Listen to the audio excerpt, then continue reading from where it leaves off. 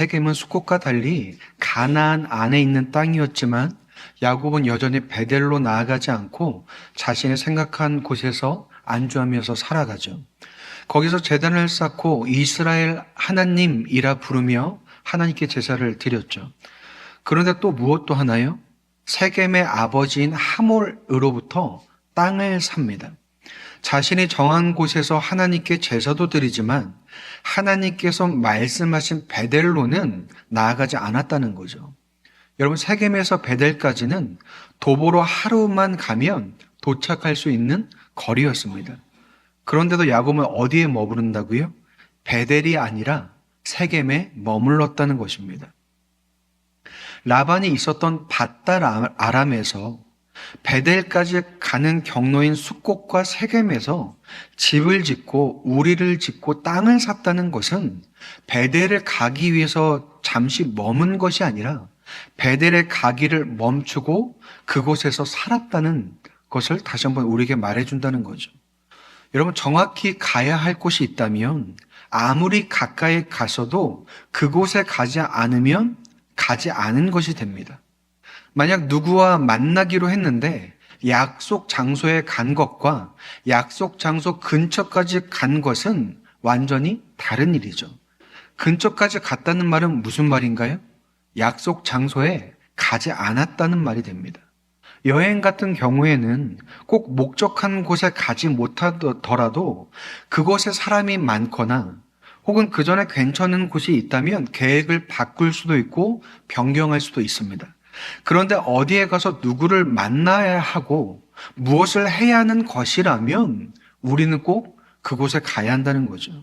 그렇다면 믿음으로 살아간다는 것은 약속 장소와 같이 정해진 곳을 가야 하는 것일까요? 아니면 여행과 같이 자유롭고 편안하게 내 마음대로 가면 되는 것일까요? 믿음으로 사는 것이 처음에는 여행을 가는 것처럼 혹은 소풍을 가는 것처럼 가볍고 즐겁습니다. 그런데 믿음으로 살아갈수록 무게가 느껴지고 책임이 느껴지죠. 그 이유가 무엇일까요? 믿음으로 산다는 것은 목적 없는 여행이 아니라 깊이가 있고 내용이 있고 목적이 있는 여정이라는 것을 우리가 알아가기 때문에 그렇다는 거죠. 어떤 일이든 아무런 힘과 노력을 들이지 않고 하는 것은 불가능합니다. 여러분, 노는 것조차도 힘이 들어가고 노력이 들어갑니다. 그렇다면 무엇이든 우리가 하고자 하고 이루고자 하는 것은 우리의 노력과 수고가 필요하다는 거죠. 그래서 학교 가는 것도 힘들고 직장 다니는 것도 힘들고 무엇 하나 배우는 것도 힘든 일입니다. 그렇다면 교회를 다니는 것, 믿음으로 살아가는 것은 어떨까요? 기쁘고 즐겁지만 힘든 것이 맞다라는 거죠. 그런데 많은 신자들이 교회를 다니는 것이 마치 영화관에 가거나 식당이나 커피숍에 가는 것처럼 가볍게 가서 즐기길 원한다라는 거죠. 그래서 주변에서 뭐라고 하나요? 뭘 그렇게 열심히 교회를 다니냐고 말하죠. 이럴 때는 교회 안 나가도 되고 쉬어도 된다고 주변에서 말을 많이 합니다. 믿는 우리도 저마다 자신이 생각한 기준에 맞춰서 그 기준까지만 신앙생활을 하며 살아가죠. 그 선택이 하나님을 선택하지 않았다고 말할 수는 없습니다. 그러나 하나님보다 어떤 선택이 더 큰가요? 나를 택하고 세상을 택하는 것이 하나님보다 크다는 것이 그대로 드러난다는 거죠. 그런데 나를 택하고 세상을 택하는 일이 하나님을 택하는 것보다 편하고 쉬운 일일 수는 있겠지만 과연 그것이 올바른 일일까요?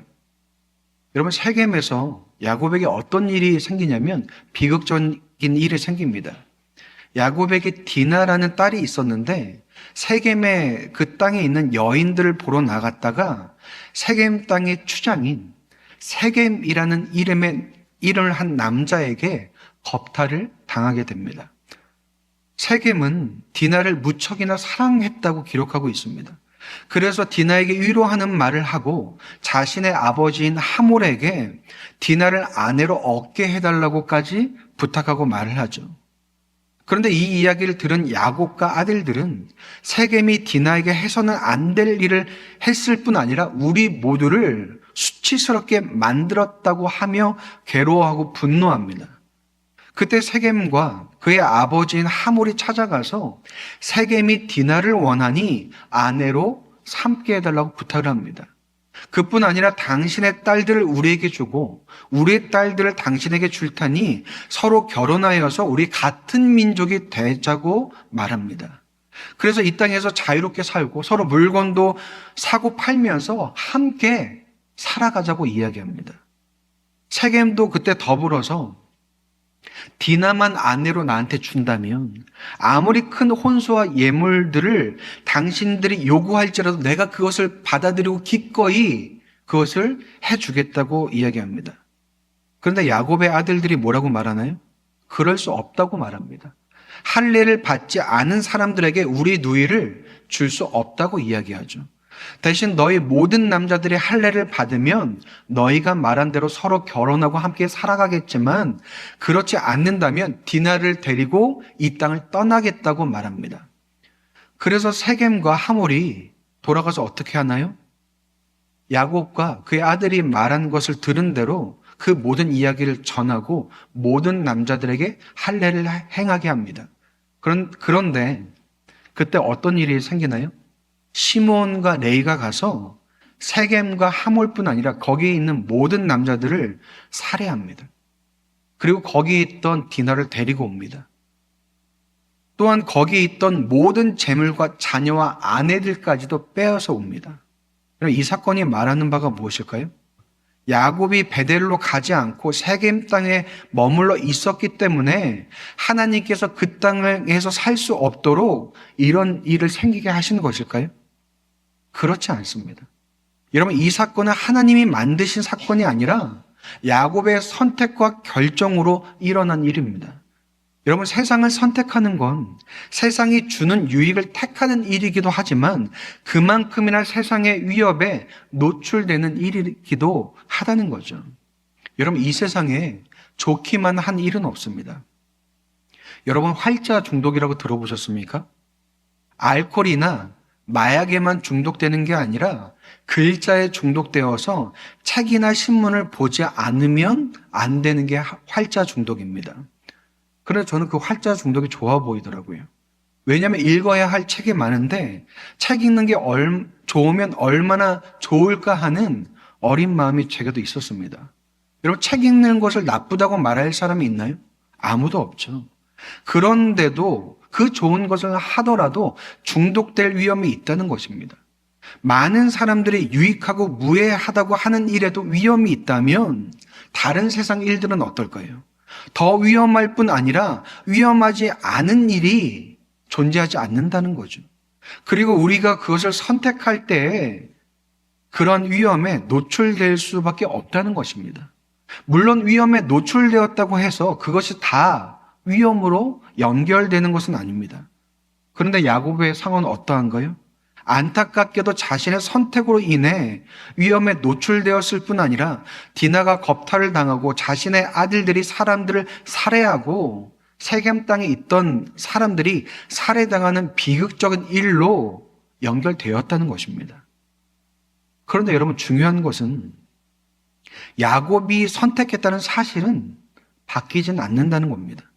물론 야곱이 자신의 딸이 겁탈당하는 일을 선택하지도 않았고 자신의 아들들이 다른 사람들을 죽이는 일도 선택하지 않았습니다. 그러나 그 모든 일이 어디서 파생되었나요? 야곱의 선택으로부터 파생되었다는 것입니다. 야곱이 모든 일의 원인을 제공했다거나 전부 다 야곱의 탓이라고 말하는 것이 아닙니다. 그러나 그가 세상을 택하고 자신을 택한 사실은 사라지지 않는다는 거죠. 여러분, 그것이 왜 중요할까요? 여러분, 선택은 단지 한순간을 결정하고 끝나는 일이 아니기 때문에 그렇다는 거죠. 선택은 방향을 만들고 방향은 삶을 만든다는 거죠. 야곱이 원한 건 비극적인 사건이 아니었습니다. 하나님께서 말씀하신 베델이 아니라 내게 원한 세겜에 머물고자 했던 계속된 선택들이 결국 비극적인 사건들과 문제들 가운데 그와 그의 가족들을 노출시켰다는 거죠. 믿음은 단순히 내가 죄를 짓냐 아니냐의 문제가 아니라 내 삶의 선택과 방향을 어디에 두고 살아가는 문제이기도 합니다. 세겜은 가나안에 있는 땅이었습니다. 야곱이 세상을 버린 것은 아니었지만 그렇다고 하나님을 버린 것도 아니었죠. 제단도 쌓고 제사도 드렸습니다. 그러나 그곳이 무엇이 될 수 없을까요? 베델이 될 수는 없다는 것입니다. 하나님께서 말씀하신 자리 근처까지 갔지만 말씀하신 자리에는 가지 않았다는 거죠. 여러분, 야곱의 모습이 우리와 너무나 닮아 있습니다. 우리도 하나님을 버리지 않았습니다. 하나님을 떠나지 않았죠. 예배도 드리고 기도도 하고 교회도 나옵니다. 그런데 과연 그것이 전부일까요? 그렇지 않다는 거죠. 하나님께서 우리 각자에게 요구하시는 자리가 있다는 것입니다. 그런데 많은 신자들이 그 자리에 나아가지 못한다는 거죠. 내가 원하는 자리, 내가 편안하고 쉬운 자리, 내 계산과 판단이 맞다고 생각하는 자리에 잠시 머물러 사는 것이 아니라 거기서 계속해서 살아간다는 거죠. 그런데 앞서 말한 것처럼 그러한 선택이 거기서 사는 것만으로 끝나지 않는다는 거죠.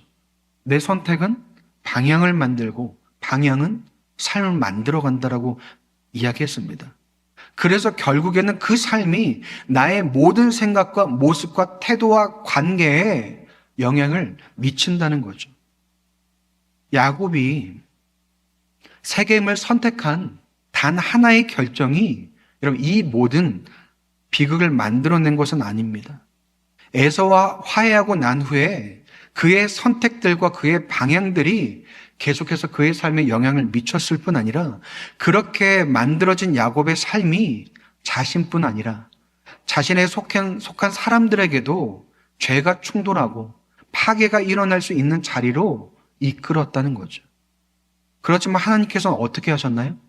숫곳과 세겜에 머물러 살아가는 야곱에게 시간을 주시고 기회를 주셨을 뿐 아니라 야곱을 기다리셨습니다. 그래서 지난주에 하나님을 마주하는 것이 중요하고 하나님과 함께 살아가기 위해 시간을 떼는 것이 중요하다고 말씀을 드렸습니다. 그런데 야곱에게 어떠한 선택과 결정이 많았을까요?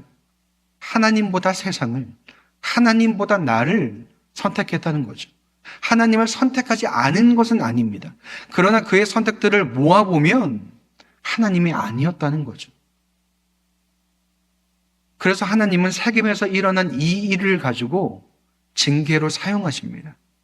징계로 사용되었다는 것은 하나님의 말씀에 순종하지 않고 돌이키지 않는 야곱에게 벌을 주셨다는 것이 아니라 야곱의 선택과 결정으로 생겨난 이 일들을 가지고 야곱을 깨닫게 하시고 회복시켜 가신다는 것입니다.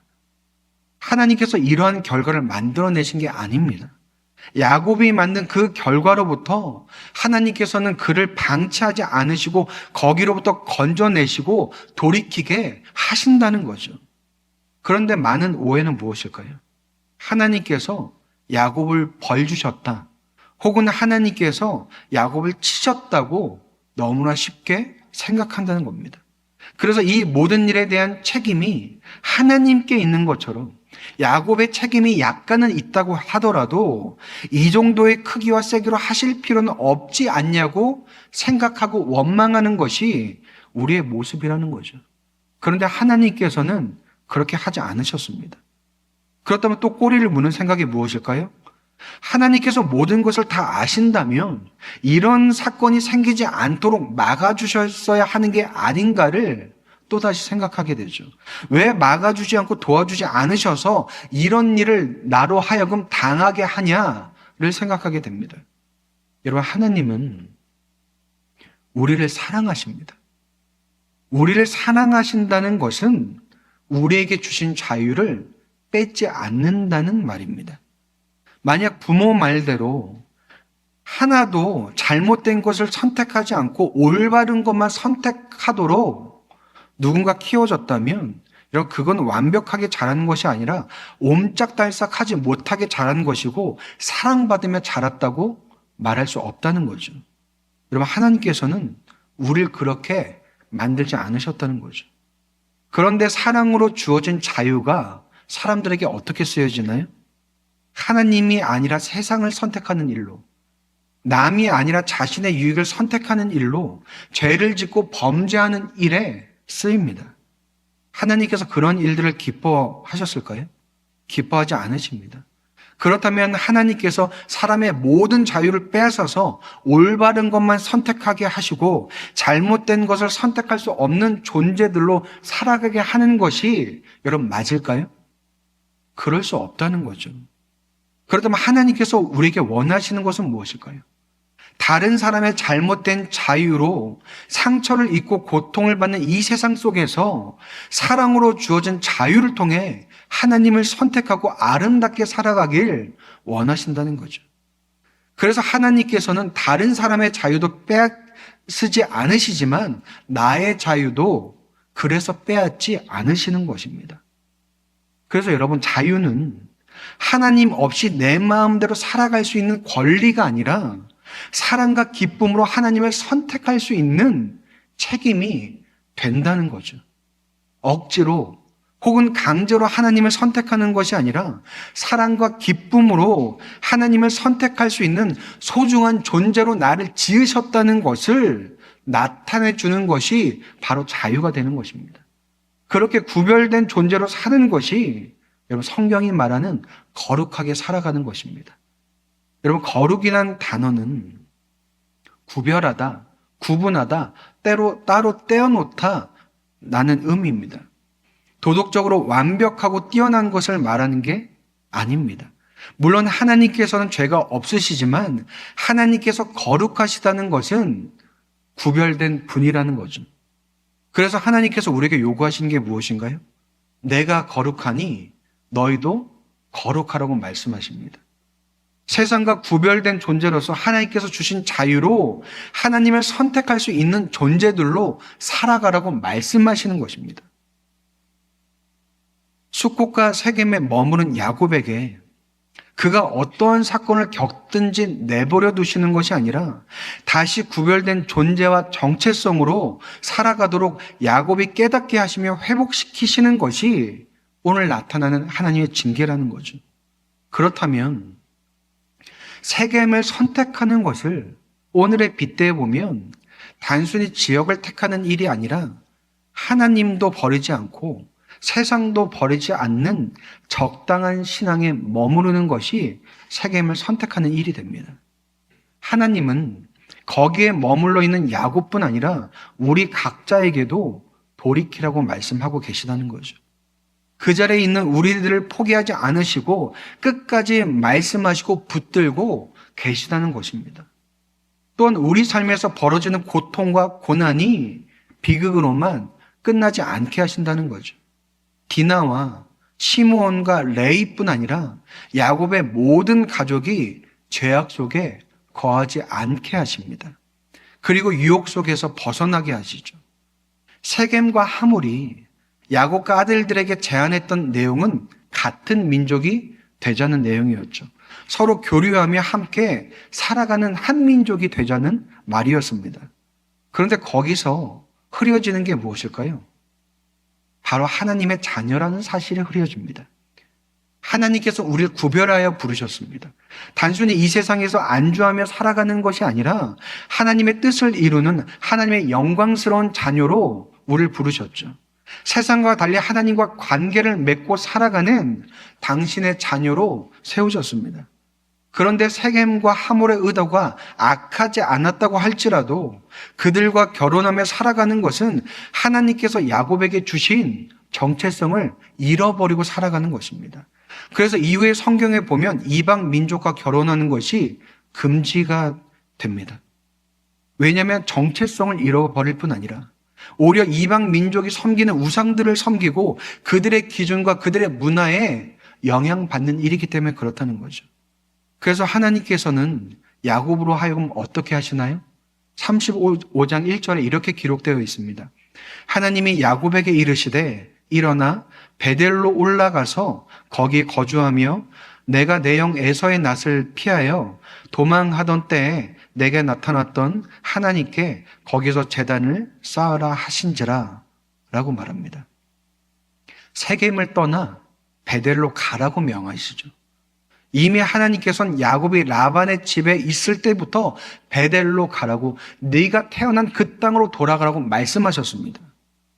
그러나 여러분, 왜 다른 곳이 아니라 꼭 베델로 돌아가야 했을까요? 베델은 야곱이 에서를 피해 도망쳐 나오면서 하나님을 인격적으로 만났던 곳입니다. 거기에서 돌을 쌓고 기름을 부으며 하나님께 선했던 곳입니다. 그렇다는 말은 베델은 야곱에게 하나님을 만났던 곳, 하나님을 자기 중심에 두었던 곳이라는 거죠. 그런데 베델로 올라가라고 말씀하실 때 어떤 것도 말씀하시나요? 네가 네 형 에서를 피해 도망할 때 만났던 하나님께 제단을 쌓으라고 분명히 말씀하십니다. 이 말씀은 베델에서 만난 하나님을 야곱만 기억하는 게 아니라 베델에서 만난 야곱을 하나님께서도 기억하고 계시다는 이야기입니다. 그의 고백과 서원도 잊지 않으시고 기억하신다는 거죠. 야곱이 라반의 집에서 떠나라고 할 때도 하나님께서 이미 어떻게 말씀하셨냐면, 나는 베델의 하나님이다. 네가 기름을 붓고 네가 서원했던 곳이라고 분명히 말씀하십니다. 그렇다면 하나님께서는 이 모든 것을 하나도 잊지 않으셨을 뿐 아니라 그 베델의 그 자리에서 야곱을 기다리고 계셨다는 것입니다. 여러분, 이것이 말하는 바가 무엇일까요? 하나님께서 나를 기다리는 자리가 있다는 것입니다. 하나님을 만나고 하나님을 고백하고 간구했던 그 자리를 하나님께서 잊지 않으시고 거기서 나를 기다리고 계신다는 거죠. 그렇다면 하나님을 만났던 옛날 교회로 돌아가고 오래전 수련의 장소로 가야 될까요? 아니면 하나님께 매달릴 수 없었던 힘들고 어려웠던 상황으로 우리가 돌아가야 될까요? 그렇지 않습니다. 우리가 돌아갈 자리는 그런 자리가 아니라 하나님께서 나를 기다리시는 자리, 내가 하나님을 만나고 고백했던 자리로 가면 되는 것입니다. 여러분, 그 자리가 어딜까요? 그 자리는 바로 하나님을 갈망하는 자리, 하나님을 소망하는 자리가 바로 나를 기다리시는 자리라는 거죠. 거기서 우리는 하나님을 만날 수 있습니다. 자리가 없어서 하나님을 만나지 못하는 것이 아니라 하나님을 향한 갈급함과 갈망이 없어서 우리가 하나님을 만나지 못한다는 거죠. 지금 우리는 하나님이 없으면 안 되는 삶을 살고 있습니까? 아니면 하나님이 있어도 그만, 하나님이 없어도 그만인 삶을 살아가고 있습니까? 여러분, 목요기도에서도 나눴었지만 우리에게 위험한 상황은 하나님이 없으면 안 될 만큼 힘든 상황이 아니라 하나님을 찾지 않아도 될 만큼 편안한 상황이 더 위험합니다. 왜 그런가요? 하나님의 자녀인 내가 하나님을 찾지 않는다는 것은 나의 존재가 무엇이고 정체성이 무엇인지를 잃어버린 상태이기 때문에 그렇습니다.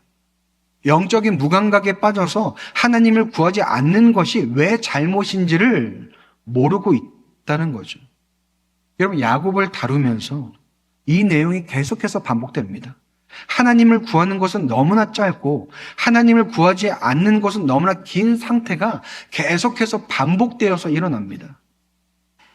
그런데 베델로 가라는 하나님의 말씀을 들은 야곱이 이제 어떻게 반응하나요?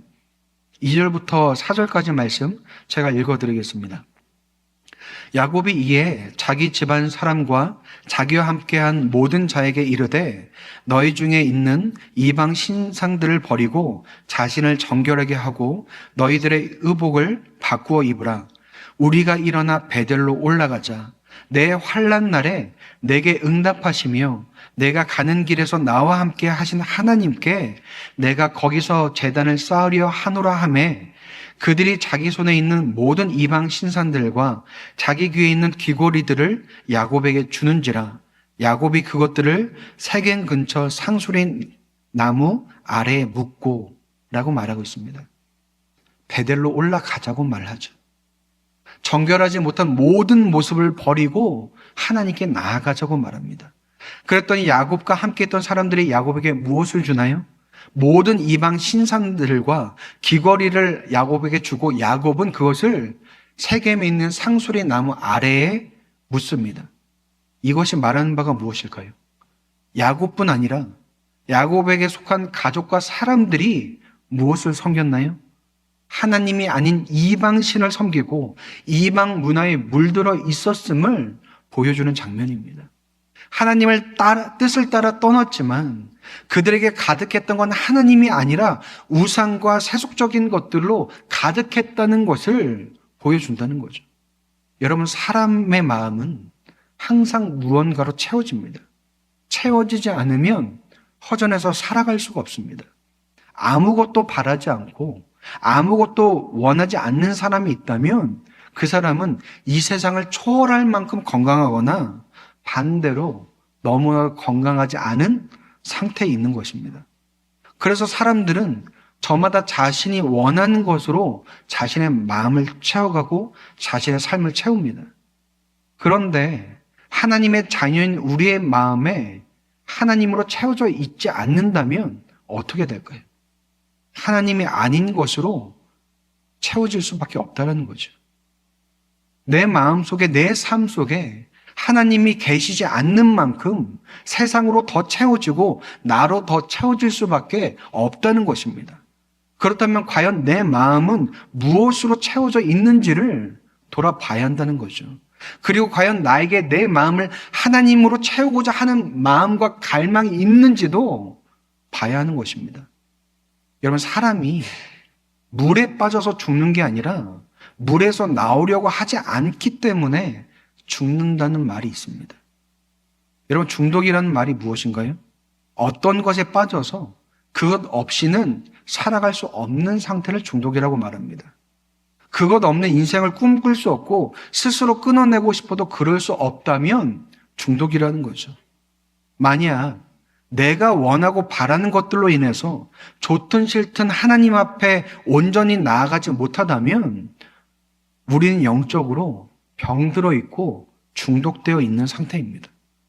세상의 위협과 유혹 속에 그대로 노출되어 있는 상태라는 거죠. 그런데 그렇게 살아가는 야곱을 부르신 하나님께서 오늘 이 말씀을 통해서 나도 다시 부르고 계시다는 거죠. 지금 있는 그 자리를 떠나 내가 있어야 할 그 자리로 가라고 말씀하신다는 것입니다. 그래서 여러분, 베델에 간다는 건 세겜을 떠나는 일이 됩니다. 그렇다면 지금 내가 머물러 있는 세겜이 어디인지 봐야 한다는 거죠. 하나님을 버리지 않았지만 하나님께 완전히도 나아가지 않은 그 자리, 하나님보다 내가 원하고 바라는 것들이 더 많은 그 자리, 나의 계산과 선택과 이익으로 인해 내가 안주하고 있는 그 자리, 그 자리를 떠나라고 말씀하신다는 거죠. 여러분, 그리고 버려야 한다는 것입니다. 야곱이 이방 신상과 기고를 땅에 묻었던 것처럼 내 마음 속에서 하나님보다 앞서 있던 것들을 내려놓아야 하는 것입니다. 그것이 시간일 수도 있고 물질일 수도 있고 관계일 수도 있죠. 그뿐 아니라 내 즐거움, 내 안락함, 내 자존심일 수도 있습니다. 만약 버릴 수 없다면 어떻게 될까요? 여러분, 그 모습 그대로 하나님께 나아가야 하는 것입니다. 지금 모습 그대로 아무것도 하지 않는 것이 아니라 내가 버릴 수 없는 그 모든 것을 들고서 하나님께 뛰어들어야 한다는 거죠. 하나님께서 나조차 어쩌지 못하는 것들을 다루실 수 있도록 하나님께 매달려야 하고 하나님께 나아가야 한다는 것입니다. 우리가 가야 할 베델은 장소가 아니라 하나님을 다시 내 중심에 두는 자리입니다. 하나님을 만나고 하나님께 고백하고 하나님을 의지하는 자리라는 거죠. 여러분, 하나님께서 그 자리에 서 계십니다. 그 자리에서 나를 기다리고 계십니다. 야곱을 기억하셨던 것처럼 나를 잊지 않으시고 나의 고백도 잊지 않으시고 기다리고 계시며 나에게 여전히 손을 내미시며 나를 부르신다는 거죠. 그렇다면 이제 우리에게 남은 것은 세겜에 머물러 있을 것인지 아니면 베델로 올라갈 것인지를 결정해야 하는 것입니다. 그런데 베델로 올라가고자 했을 때 세상에 가만히 있을까요? 나를 놔주지 않을 것입니다. 야곱의 아들들이 사람들을 죽였는데 주변에서 복수를 하지 않으려고 했을까요? 그런데 하나님께 나아가는 자, 하나님께 피하는 자를 하나님께서는 지켜주십니다. 5절에 이렇게 기록되어 있습니다. 그들이 떠났으나 하나님이 그 사면 고을들로 크게 두려워하게 하셨으므로 야곱의 아들들을 추격하는 자가 없었더라. 그렇다면 여러분, 우리에게 남은 것은 일어나 베델로 가는 것입니다. 하나님께서 이미 말씀하셨다면 우리는 떠나야 하는 것입니다. 그 선택이 우리의 방향이 되고 그 방향이 우리의 삶과 우리의 믿음이 되는 것입니다. 그렇다면 오늘 말씀을 통해서 하나님께로, 하나님께서 말씀하신 자리로 일어나 올라가는 저와 여러분이 되시기를 주님의 이름으로 축복드립니다.